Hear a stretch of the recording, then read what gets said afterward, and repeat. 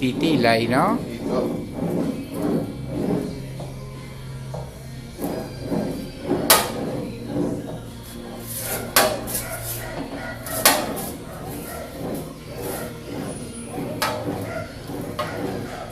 Después pásalo a lo largo. Después pásalo en la parte plana a lo largo.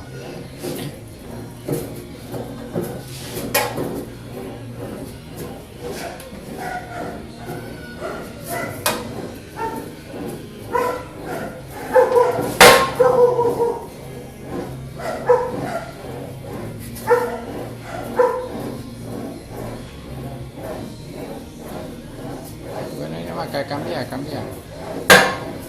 Girarlo así, pero no la parte redonda, no le pasé con el plano ese, tráetelo para acá.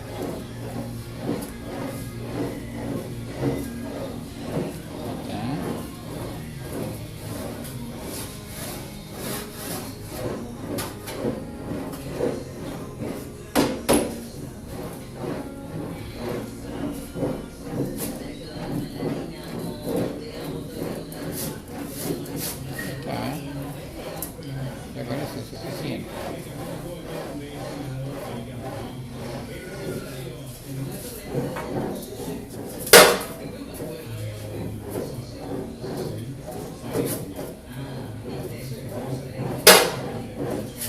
Hoy lo hacía distinto, girado que la parte redonda, la parte de esta plana te quede para vos ahí.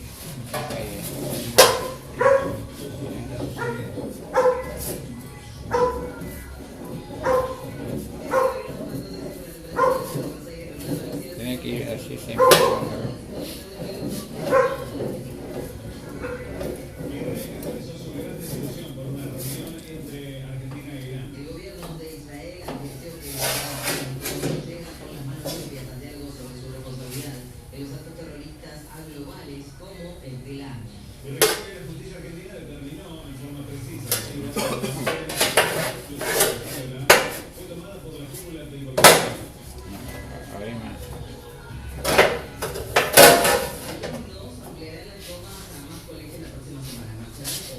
Ya hay más de 30 escuelas técnicas.